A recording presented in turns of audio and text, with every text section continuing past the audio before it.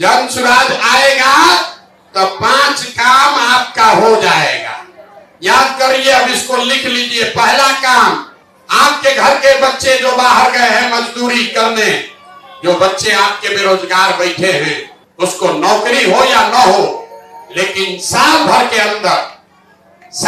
अंदर हर आदमी को 10 से 12 हजार रुपया के रोजी रोजगार का व्यवस्था यही सुपौल, यही बिहार में करके दिया जाएगा। अगले वर्ष जब ये जन सुराज आएगा तो जिसका बच्चा 15 साल से कम उम्र का है, उसके कपड़ा लत्ता पढ़ाई का पूरा व्यवस्था सरकार अपने खर्चा पर देगी। और खाली सरकारी स्कूल में नहीं, जब तक सरकारी स्कूल नहीं सुधरेगा तो गरीब को यह सुविधा दी जाएगी, आप अपने बच्चे को प्राइवेट में भेजिए और फीस आपके बच्चे का सरकार भरेगी, ताकि गरीब का बच्चा भी अंग्रेजी स्कूल में पढ़ सके। होना चाहिए कि नहीं होना चाहिए? तीसरा बात, दिसंबर 2025 से 60 वर्ष से ज्यादा उम्र के हर महिला पुरुष को 2000 रुपया मासिक पेंशन का व्यवस्था जरूर कर दिया जाए। होना चाहिए ना भाई?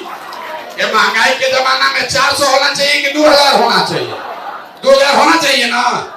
चौथा संकल्प, जिसको महिला को बिजनेस व्यापार रोजगार करना है, जब सुराज आएगा तो आपको 4%, सिर्फ 4 रुपया सालाना ब्याज पर आपको काम करने के लिए सरकार से पूंजी पैसा मिलेगा, ताकि घर घर महिला अपने रोजी रोजगार कर सके। कितना? खाली 4% पर। याद रखिए, अभी आपको गांव में 3%, 4% महीना का ब्याज लग रहा है। जन सुराज आएगा तो साल में ब्याज लगेगा 4%, बस 4 रुपया। और अंतिम बात, जो किसान सब्जी उगाइएगा, मसाला उगाइएगा, तो नगदी फसल करने वाले सभी किसान को मजदूर की सुविधा मुफ्त में सरकार की ओर से दी जाएगी। मजदूर का खर्चा आपको सरकार देगी, ताकि आप धान गेहूं छोड़कर जिसमें पैसा कमाने वाला खेती है, वो खेती आप कर सकें। 5 चीज जो हम लोगों ने कहा है वो प्राथमिकता के आधार पर निश्चित तौर पर हो जाएगा। उसमें पहली बात यह है कि बिहार से साल भर के अंदर पलायन रोक दिया जाएगा। मैं नौकरी की बात नहीं कर रहा हूँ। बिहार में राजनीतिक और सामाजिक जीवन में रहने वाले लोगों को ये समझना चाहिए कि आप पूरे इतने बड़े आबादी को सरकारी नौकरी नहीं दे सकते, लेकिन इतने बड़े समाज को आप अच्छा पढ़ा सकते हैं, इतनी बड़ी जनसंख्या को आप रोजी रोजगार की व्यवस्था कर सकते हैं। तो जन सुराज का पहला संकल्प ये है कि साल भर के अंदर यहाँ डिस्ट्रेस माइग्रेशन रोक दिया जाएगा। यहाँ पर लोगों को 10 से 15 हजार रुपए की नौकरी रोजगार की व्यवस्था कर दी जाएगी। दूसरा ब्लूप्रिंट ये है कि बिहार के हर बच्चे के लिए एक अच्छे पढ़ाई की व्यवस्था, 15 साल से कम उम्र के बच्चे के लिए पढ़ाई की व्यवस्था हो जाएगी। और जब तक वैसी व्यवस्था सरकारी स्कूल में न बने, तब तक लोग अपने बच्चों को प्राइवेट स्कूल में भेज सकते हैं, उसका पैसा सरकार भरेगी।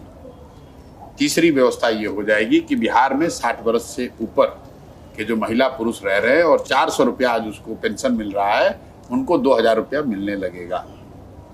चौथी बात ये होगी कि बिहार में जो महिलाएं हैं, जो कामकाजी महिलाएं हैं, जो घर में बैठी हुई हैं, कुछ करना चाहती हैं, उनको 4% सालाना ब्याज के दर पर उनको लोन मिलने लगेगा, ताकि वो अपने घर में कुछ ना कुछ रोजी रोजगार कर सकें, अपने और अपने बच्चों के लिए कुछ धन अर्जन कर सकें।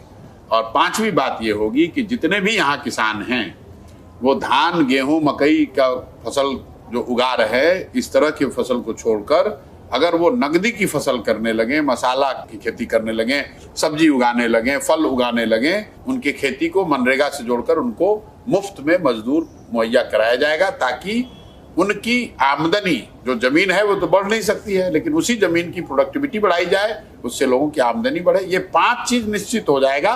तो अगर जन सुराज की